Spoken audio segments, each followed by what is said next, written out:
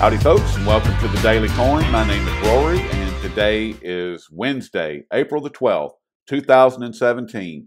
And I have the great honor and distinct pleasure of welcoming to the show for the first time, author and historian, Mr. Ken Schortgen. And you can find all of Ken's work over at thedailyeconomist.com. Ken, welcome to the show. Thanks, Rory, and it's always a pleasure to be here. Well, I'm certainly glad that you're here. We have a lot to cover, so we're just going to jump right in. Absolutely. Video that I pulled from an article that you had written. It was from Silver Report, and he was talking about the red letters, micro gold, digital gold that was being transferred to the tune of $14.5 million, well over 100 million renminbi during the Lunar Chinese New Year. And I spoke with Jeff Brown, who lives in Shenzhen, China. He just moved from Beijing, he and his wife, and I was asking him about that because there's very little information about it out there floating around. And what he was saying is that yes, it is in fact happening. It's a digital gold, but the difference in this gold and like gold money is that it's in China. Whereas if I were to take and send you a gram of gold or 5 grams of gold, you amass 5 grams of gold through this WeChat app. It's all digital. You can take that into the bank, any bank in China, and say, I would like these 5 grams of gold. And they would say, okay, here you go. Here's your physical gold. You walk out the door with a 5-gram gold bar. And it's very interesting that you've now found this on the CME. How do you think these two play together? I mean, is one a response to the other, or what do you see happening here? That's a great question because, I don't have the whole scope of this new digitizing physical gold. The graphic that I found that I put in there is actually what Euroclear is doing. And now the CME is almost mirroring what Euroclear is doing. Okay. What this is doing is it's going to be a trading platform that when you purchase, it's not quite an ETF. You're going to purchase digital gold tokens, and those tokens are supposedly backstopped by physical gold at the Royal Mint. Now, this is why I find it really interesting. CME Group and Thomson Reuters, of course, about a month ago, suddenly ditched their contract with the London Gold Fix. And there was no real reasons given why they would cut it short a couple of years. And I'm thinking it's probably because they're transitioning away from the London Gold Fix into these new gold trading platforms on the blockchain or the bank chain. And my guess is that that's going to see the London Gold Fix go bye-bye. So Euroclear is going to be try to set up as the European platform for this. CME Group now wants to do it here in the U.S., and China, of course, has their own type of model. So I think it's similar in that sense. What you're doing with the WeChat is you're really purchasing gold, digital gold tokens, which in China at least, you can go and get them traded for and transferred for physical gold. I don't know if that's yet in Europe or in the U.S., or if it's going to be sort of like the thing that I think about is Sprott's silver ETF system that's actually verified and backed by silver, as opposed to GLD and SLV. We have no idea if it's really backed by physical metals. I'd say it's backed by dust at best. Yeah, it's backed by the reputation of JP Morgan. Hey! So there is no backing. Yeah. Well, I find this all very interesting because of what is transpired. over the course. Well, really going back to October when the renminbi was included in the SDR basket of currencies. What we've seen is everything kind of all of these systems that China and Russia have been working on independently and collectively to move away from the Western financial and economic models to build their own parallel systems. Everything is really kind of rushing to the fore at this point.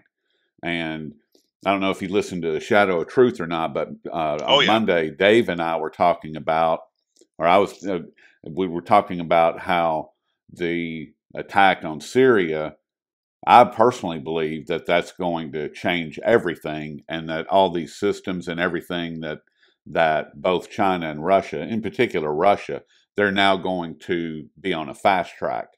We're getting out as quick as we can and moving away from this as quickly as possible. What do you think? Oh yeah, and I didn't get a chance to listen to the Monday one. Like I said yesterday, or Monday, I was pretty much out of it. But I just posted there in Skype. I wrote something exactly like that. Syria could be the trigger for the disconnect from the dollar and starting that new trading platform. Yep. The key thing, of course, is that with China going to the SDR or into the IMF basket, really, I think that was just to legitimize them because Yes. they're eventually going to internationalize the yuan, the RMB.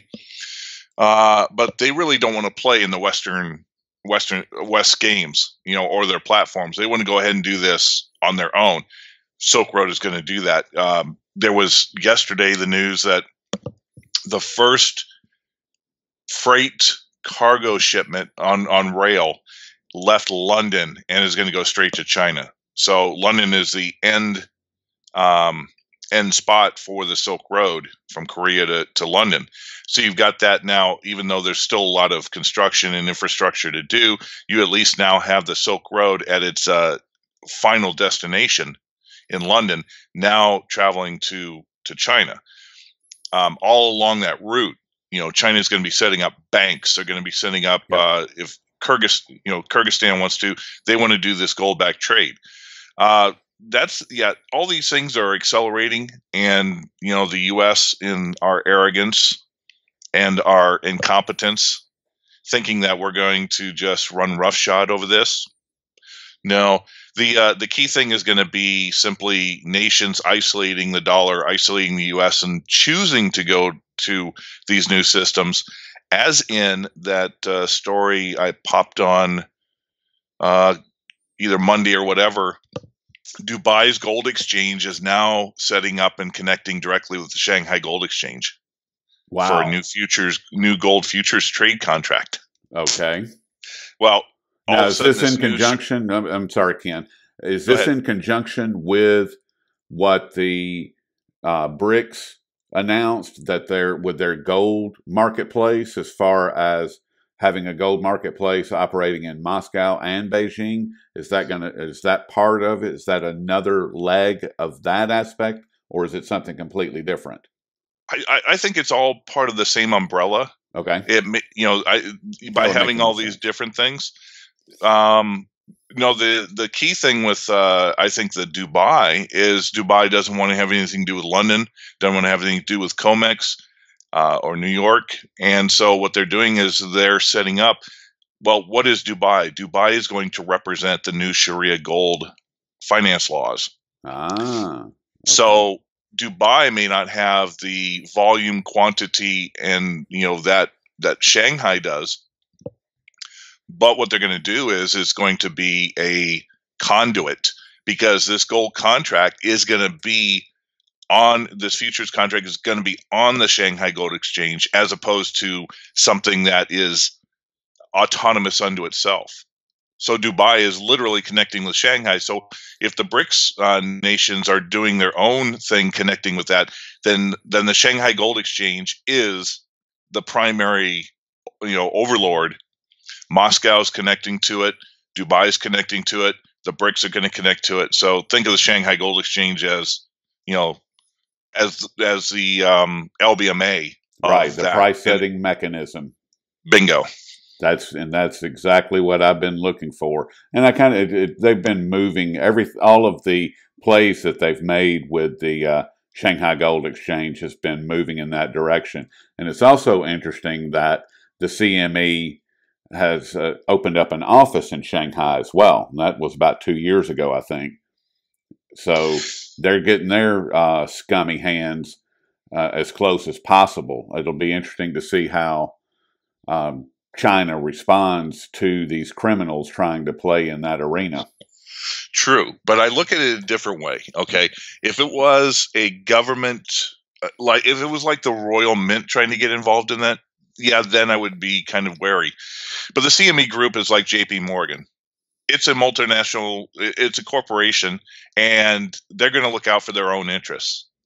So if everything's fading away in the West, they still got to make money. So they're more than willing to prostitute themselves to Shanghai. Just like J.P. Morgan, yeah. All this silver accumulation. The speculation, at least from Dr. Jim Willey, is that they're accumulating it for China. So they're already prostitutes to whoever gives them a buck. Well, yeah. Well, I describe them as street corner thugs. I mean, that's all that they are. I mean, when you get right down to it, okay, yeah, they got on a $10,000 Armani suit, but at the base is still a street corner thug and nothing else. That's all that it is. Yeah, they don't need the violin cases. They just need to make sure that their clients are up on the 37th floor, and all they got to do is push. Exactly. Oh, you didn't like that plan? Okay, well, see you later. Here's a nail gun. Go put it to use. Yeah, you're wavering there. You think you're going to go become a whistleblower? Well, whoosh. Oh my goodness! It's and you wrote a piece yesterday about the 200-day moving average on the digital COMEX, and that the current pricing mechanism for gold and silver, and how does that play, Ken, in your mind as far as where we're currently at? And as we're recording this, gold is right at 1274 according to Kitco, and on investing there at 1276.65. How does that 200-day moving average look right at this moment? Yeah, well, about 1260, 1265 in between there was a 200-day moving average. But the key thing is this is the third time in a month that it's been challenged. It's crossed over that 1260 point twice before and was easily beaten down. Same thing with silver at 1850. It got crushed down, just as it did that. Unfortunately for the riggers, is that geopolitical events are moving so much, so fast that they really can't keep up with the sudden demand. As a matter of fact, the scariest thing, guess who now is saying that the new gold, the Trump trade is the gold trade? Oh, wow. Jim Cramer on Mad Money last night. I don't know whether to be excited or scared. Exactly. But when he starts talking physical gold, it's like you don't know whether to load up the truck or get out of Dodge. Oh my God. The Cramer trade is is like the Gartman trade. Do exactly the opposite. Yes. Go 180 degrees as quickly as possible.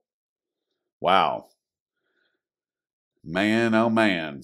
And speaking of geopolitical events, what are your thoughts on what has transpired since the attack on Syria, as far as, Putin coming out and making some statements, and Xi Jinping kind of doing the Chinese thing and just laying low and doing their thing?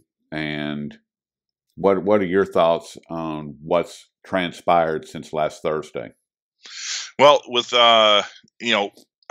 we still don't know the whole scoop behind what led Trump to make this egregious error. But really, there was an omen that something big was going to happen on last Monday, a week ago Monday. And that was all the rumors between that Bannon was being removed from the National Security Council. There was, disputes between Bannon and perhaps the Jared Kushner camp. The generals weren't even mentioned at that time. Obviously, McMaster's had taken over the NSC, but with that schism, it was ripe for some type of event like what took place in Syria to suddenly now Trump doesn't have good intel and he doesn't have his inner counsel giving him good advice on what to do. So we've had numerous rumors. We had Ivanka showed the picture to Trump and to her father and said, "Hey, these children, you got to do something about it." We have Jared Kushner, who was over in Iraq, and just prior to this occurring. Well, I'm going to throw out some speculation, but it's from a really, really strong source. Robert David Steele, former CIA agent, and he actually got nominated this year for the Nobel Prize. He did an interview where he specified that his sources, he has really good sources in the intel community, that Jared Kushner has been a Mossad agent for forever, and that he has a direct line to Netanyahu. So Okay. if Jared Kushner is giving, the counsel to Trump what to do, who benefits from Syria, falling apart? Well, obviously Israel. So there's that big schism that Israel's really behind a lot of this. And, we already know from, many strong sources that ISIS is a creation of the three major intelligence agencies in the West. The Syrian rebels are really just a bunch of mercenaries funded by Saudi Arabia, trained by the intelligence services, who migrated from Benghazi up to Syria when they were done in Libya. Right. And Russia knows this. And this false flag attack, it wasn't sarin gas, probably chlorine, because those who were on the ground working with the victims, they didn't even have masks on. They didn't have gloves on. So anything. It's not. Yeah, and what this does then is Lavrov obviously is telling Tillerson, Putin's not even going to talk to you until you guys shape up and get in there. Well, I don't know if you heard about the thing with China. At least Zero Hedge popped it out, but China is not going to allow the United States to take the reins when it comes to North Korea. So they came out with a huge statement that says, "Hey, North Korea, if you don't halt your nuclear testing, if even one speck of contamination, radiation, or pollution comes into our borders, then we're going to, pretty much spank you for it." So China's taking the lead in North Korea to make sure that the U.S. doesn't suddenly bring ships into the horizon and start doing their own thing. Yeah, and they placed 150,000 troops on the border yesterday, didn't they? Or in the last couple of days? Let's see who was doing that. That was North Korea. I think they did it, more towards South Korea, I believe. Okay. Because they fear that Trump is going to start bringing perhaps nukes to South Korea. That's one of his threats. Who knows what's going on, really from what you can't believe the mainstream media. No, it's all lies. And what's coming from the Trump administration is contradictions. Well, because but he said, "I'm not telling you anything until it happens." That's right. And didn't they say that getting Assad out of the picture was off the table? And then all of a sudden, this false flag. Let me tell you something. If you're intelligent enough to become president, then you're intelligent enough to know that cause and effect. You make a policy statement, then all of a sudden this comes out of nowhere. Especially, like, I think it was one day before the peace talks the ceasefire peace talks we're going to do. What does Assad have to gain?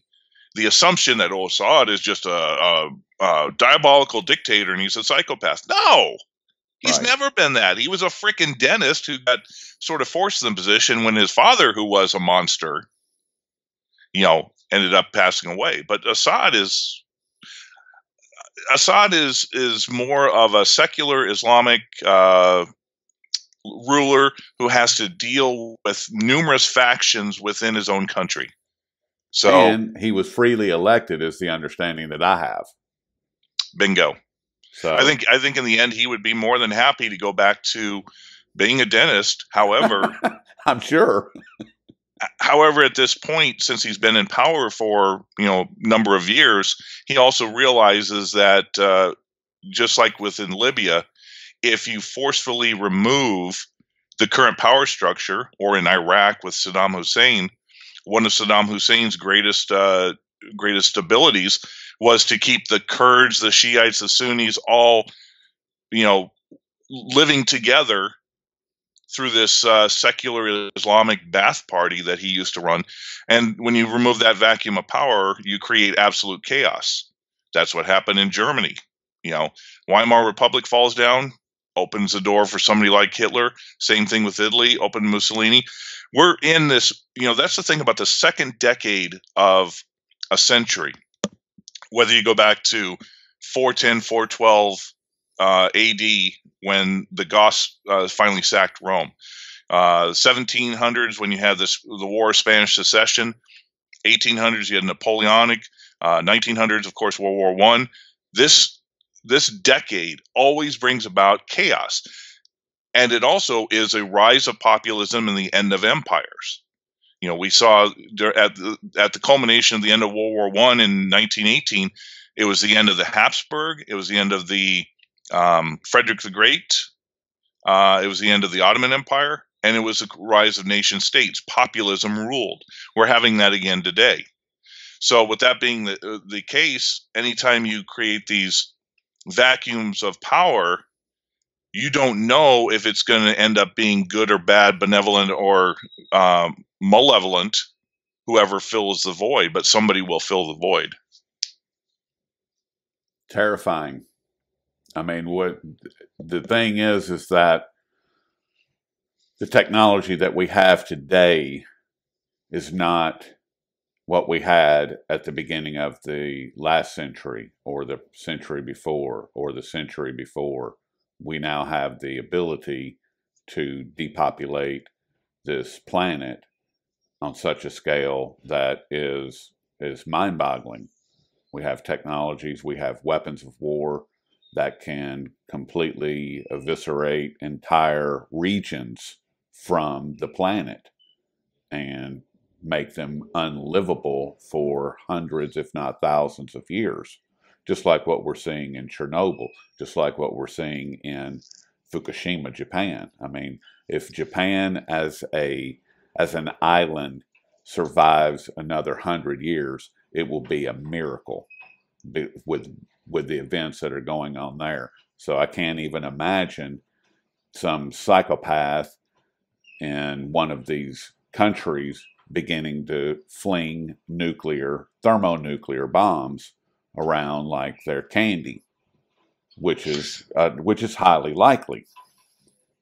Oh, sure. And the one of the probably worst aspects of the time we live in is that the moral and spiritual foundations, especially in the West, Europe and the U.S., are at some of the worst in the last 2,000 years. When you had the fall of the Roman Empire, at least the people had faith in Christianity, the rise and burgeoning of Christianity. The monasteries were the places that they were able to keep the knowledge that had been lost when 95% of the entire continent was illiterate, and where people didn't live to, if you lived past 30, it was a miracle. But at least they had some moral and spiritual connection that they could eventually bring about things like the Renaissance. Well, take a look today. Europe is completely secular. They're inviting their mortal enemy. I mean, Charles the Hammer Martel is rolling over in his grave right now.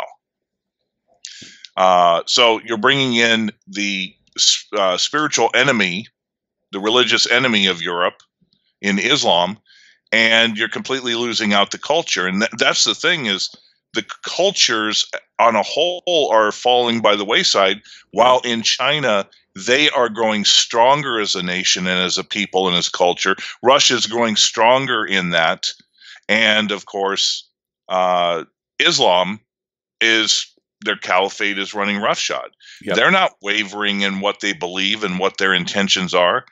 But we fall by the wayside because the love of money and the greed and the willingness to sacrifice anything for an agenda that's, at the bottom line is never going to occur. Muslims, Islam, whatever, they don't assimilate, they invade. And that's the bottom line. They do not come into any neighborhood, any culture, any heritage to assimilate to the surroundings. They come in to change it, period. That's their mandate, and that's what they do. And that's exactly what is happening in all across Europe. And that is exactly what's happening in certain pockets here in the United States already. State of Minnesota, right here in Middle Tennessee, we've got a community not too far from me that has already developed no-go zones. And the people in that community are up in arms. The sheriff is up in arms over it because they can't stay. Sharia law and the Constitution don't go together. Christianity and Muslim or Islam does not go together, period. They don't play well. They're, like you said, mortal enemies because of the strong belief on both sides. And as far as the moral decay that's happening across Europe and the United States in particular, it's horrifying, to say the least, the way that we are expected to accept a degenerate lifestyle as normal. I'm expected to not speak my mind because it might hurt somebody's feelings. I'm expected to toe the line and not do what I know in my heart of hearts is the right thing in order to fulfill some crazy person's agenda who doesn't care about me. You can't even manage your own life. Why are you trying to manage mine? So you go do your thing, leave me alone, and keep your social justice nonsense to yourself. And if you want a bunch of Muslims moving in here, then you take care of them. You make sure that they're all at your house and that you are supporting them, period. If that's what you want. If you believe that strongly, have at it. That's where I'm at with it. No, I agree. And it all comes down to the globalist agenda. And Yes. it's kind of ironic, a lot of people will say, why is globalism bad? Why would anybody do it? Well, for me, from a biblical Christian perspective, what was what was done at the time when at Babel, when mankind was as one and they thought they could challenge God. And so he separated the peoples into 70 nations, languages. And the particular thing he said, if the humans, if they were one mind, one accord, one language, there is nothing that they cannot imagine they can do. And that's what globalism wants to do. It wants to bring us back to Babel, where everyone speaks one language, under one authority, one agenda, one mindset, and then who knows what the cabal has intended for that. That's the only reason for globalism.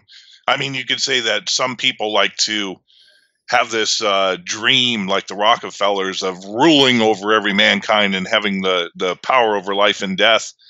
But in the end, that kind of ideology does not last down through centuries, like has really spawned in this agenda. So something bigger, something spiritual, something ideological that is able to be passed down and grow has taken place. So that's why it's more than just a man. It's more than just an idea. It's something fundamental to allow it. Even why we still have these banking systems. no economist or financier in their right mind, when they take a look at the way our fiat currency money system and debt-based credit system works, and say that this is a great thing and we've got to keep doing it. Hell, even J.P. Morgan, the father of the U.S. central bank, he even said that gold is money, everything else is credit. Right. Period. So he knew that it was not of value. It's an illusion. It's all this paper. Yep. I call it a mirage. The the Federal Reserve note is a mirage. You have an illusion that is credit cards and the credit side of it. Then you have the mirage, which is, as we know, is more akin to an hallucination. And that is what the Federal Reserve note is. It's merely an hallucination of what a system, a financial or monetary system should be. It has nothing to do with reality at all, except enslavement. That's its entire purpose. Or am I sure. wrong? No, and if you take a look at it, how many people actually know what money is? This is one of Dr. Jim Willie's favorite things. What is money? Well, it's got to be fungible. It's got to be a store of value. It's got to be medium exchange. All the different parameters that make up money. But in reality, if you want to think about it in its core, just distilled down, all money is an idea backed by confidence. And so if you really can control the narrative on an idea backed by confidence, then all you have to do is program the people to ensure that they have confidence in what your idea is, the Federal Reserve note.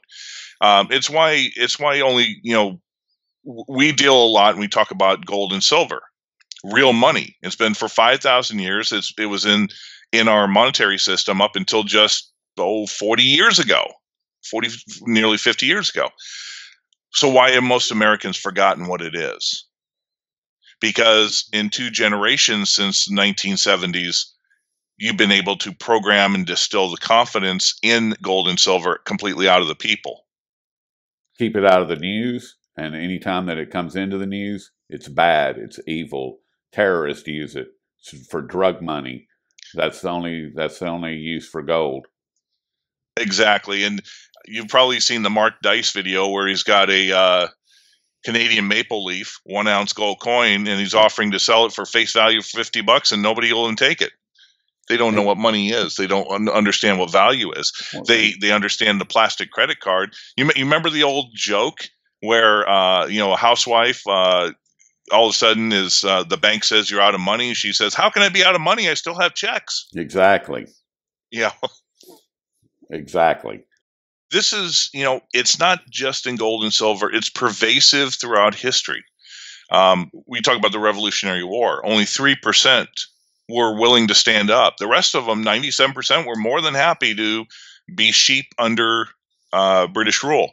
You take a look in churches. I ask this question: why, if we all have access to a Bible, why is it we go to a building, a church every Sunday to listen to somebody else preach the Bible? Well, really what we're doing is we're not trying to learn what's in the Bible.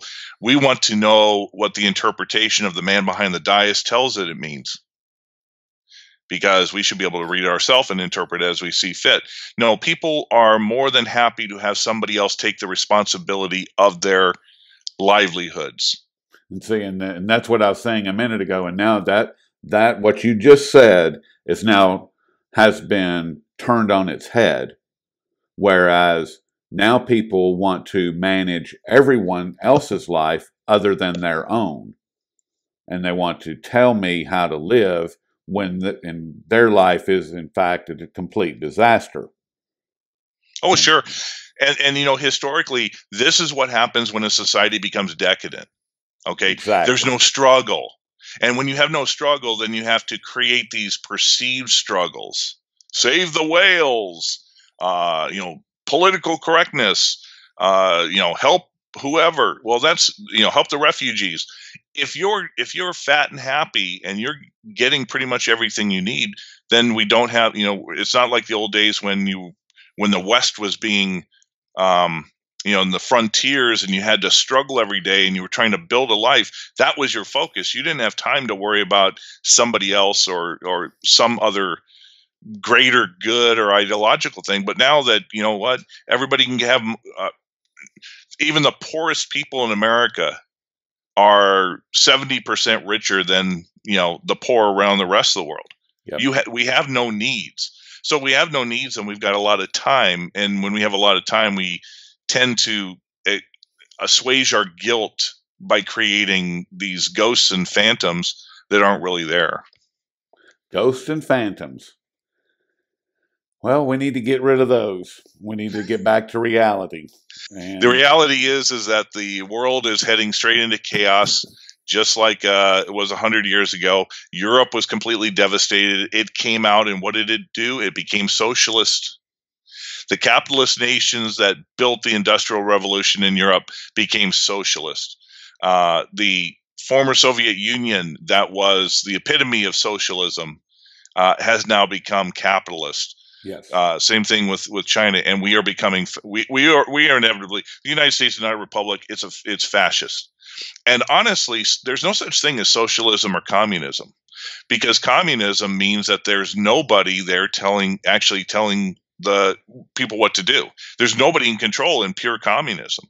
Socialism is simply a oligarchy who controls the means of production. The people in the state don't own squat. It's just a thing. But fascism is real.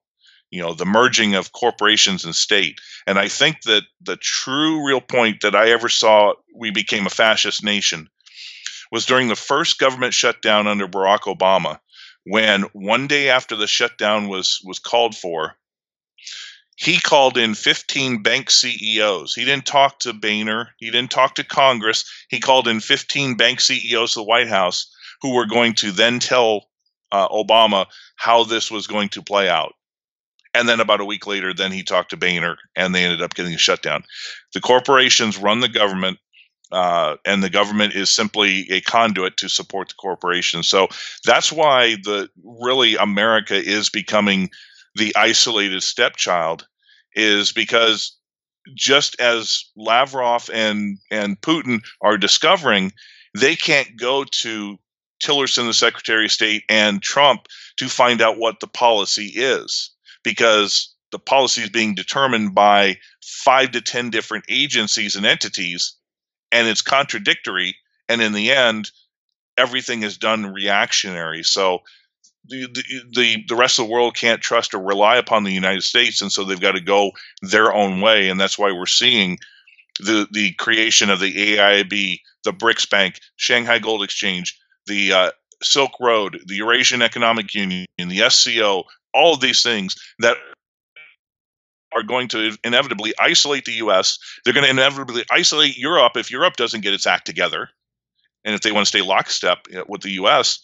And otherwise, we're going to have a division, and then eventually the West, who relies too much upon the productivity of China, Vietnam, Indonesia, where all the factories are, they're going to fall into second, third world countries, or they're going to end up going to war because they've got nothing left to lose. That's exactly where we're headed. I mean, yeah, it's pretty clear. For all you have to do is look at it, because China is retooling all of their manufacturing to take care of internal instead of external needs. They're moving away from the external model and moving to the internal model to service their people, to service the SCO, the EEU, the One Belt, One Road, all of these projects that are going on that are coming to fruition. Oh, exactly. And China, the thing about China is, even though they've got this burgeoning middle class, they have yet to create their own consumer economy. So they have the potential now, at any given point when it finally kicks in, that their 1.3 billion population can suddenly become real consumers of their own products. That happens, and then China no longer needs the U.S. for anything at all. And the other side of the coin is that people don't, at least mainstream analysts, never take in consideration of two big things. One, China's debt's internal. They could Yes. eliminate it with the click of a mouse. They would have a harsh, of course, crisis, but then they could bring in a new gold-backed currency, boom, instantly. It would automatically supplement everything that's done. So They they don't even know have this. to do. But hold on, Ken. Can't they just take that line item that says 1.2 trillion in debt to the United States? Take that line item, move it over to the gold-backed ledger side of the sheet, and all of a sudden nothing changes. Except, oh yeah, United States, you still owe us 1.2 trillion or whatever it is. You still owe us that debt. It's just now you owe it in gold. I mean, couldn't they do that conceivably? Well, And they nothing could, changes. except the United States could default because it's a bond. It's not money; it's a bond, and so that's in the thing. Let me give you a great example. I heard this earlier today in an interview somewhere. France, Germany, and the EU are desperately afraid of Le Pen in France for many reasons. Yep. For many reasons, because they could be the catalyst that open the door for other nations to exit if she wins. But here's the thing with France: the vast majority of France's debt is owned by Deutsche Bank, held by Deutsche Bank. The insolvent, teetering, colossus that it is.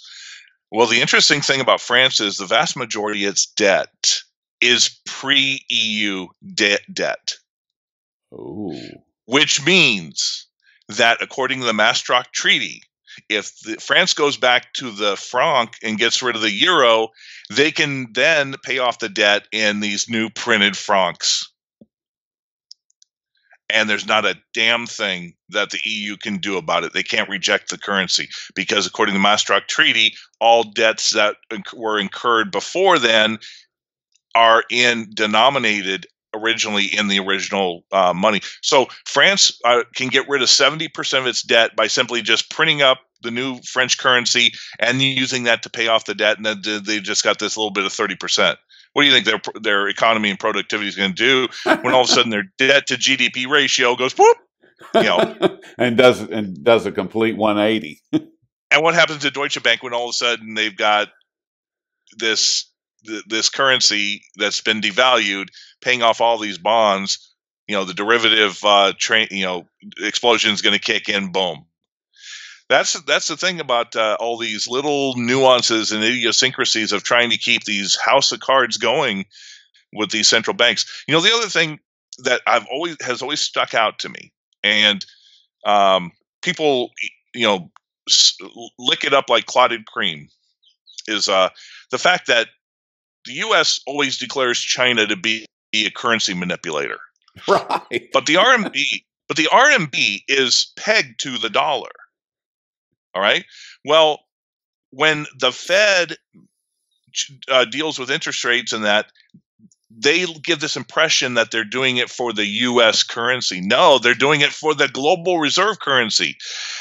The Arab Spring was because the dollar suddenly rose from 72 at the culmination of the 2008 financial crisis up to 86 in a very short amount of time. That was when we had oil at $145 a barrel. We had corn and wheat that were at all-time highs on the global commodity markets. And so by the inflation or the increased valuation on the dollar, Egypt, Yemen, and all these suddenly couldn't afford to buy dollars so that they could buy wheat and corn. That's why the Arab Spring were bread riots, food riots. Right. Remember the pictures of the guys with the bread hats on? Yep. It was all about the fact that we screwed with the dollar and it affected every other currency around the world. So when the Fed wants to talk about raising rates and doing this and that, well, anytime the Fed raises rates, it affects China's currency. It's not like China's currency is being affected by something they're doing. So they're just reacting to what the Fed is doing. Well, the same thing with the euro and the yen carry trade and all that. So they give this impression that the Fed is just dealing with the U.S. economy and the U.S. dollar. No, everything that the Fed does affects every single currency around the world. And this is the primary reason why China, Russia, and the BRICS, they want to disconnect from the dollar. They're on the verge of doing this. They need either an excuse, like Syria would be a great excuse. Yep. And we already see that process.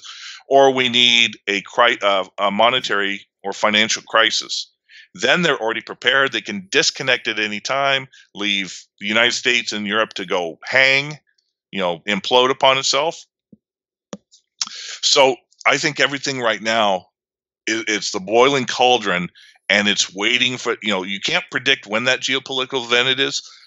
Remember in 2008, I remember this clear as day, 2008, there was a CNBC interview with the CEO of Bear Stearns. And the CEO of Bear Stearns said, "Oh yeah, we have $26 billion. We're well liquid." That was on a Wednesday. By Saturday, Bear Stearns was gone forever in 3 days. Nobody knew. Somebody obviously knew. Yeah, There were they people all like knew. the Peter Schiff and all those predicted. But that was it. 3 days. And so these things now, because the whole thing is so. I mean, when you have a global debt to GDP ratio of 325%, was it $275 trillion of debt and $72 trillion annual GDP for the world? That's 325%. Oh my God, That's unbelievable. it's insane. Well, there's your mirage that I was talking about. I mean, that's an hallucination. Anybody to believe that that's sustainable, that that's actually something that benefits anyone or helps anyone, the governments, the people, corporations, they're living in a fantasy, because there's no way. I mean, that's not even. Can you imagine, Ken, what your family would look at you if you said, "Yeah, I'm going to make $75,000 this year, but I owe $4.8 million." They would ask you first, "Are you a banker?" I mean, what's the difference? No, it's all a matter of connections. It's that old joke about, well, if you lose $100, then the bank whatever. But if a bank does it, then the people are. It all depends on where you're at in that. But for the common person, we have no recourse. We have no recourse. The banks can go. The banks can file for bankruptcy protection. They can get bailouts, while you and I now can't even do a full bankruptcy thanks to Bush. Yeah, I can't go down that path. Yeah, That's opening up a whole nother can of worms. Been speaking with Ken Schortgen, and you can find all of Ken's great work over at thedailyeconomist.com, and he's also one of the fine, outstanding members of Rogue Money Team. Ken, is there anything else that we need to know at this point? Is there any other way they can get in touch with you? I do a podcast, live stream podcast, usually Mondays, Wednesdays, and Fridays over on YouTube. Just look for The Daily Economist. And then pretty much I've tried to RSS in all of my articles from Rogue Money, from some of the other sites I write with, and then the ones I put. So thedailyeconomist.com is a great one-stop shop. There you go.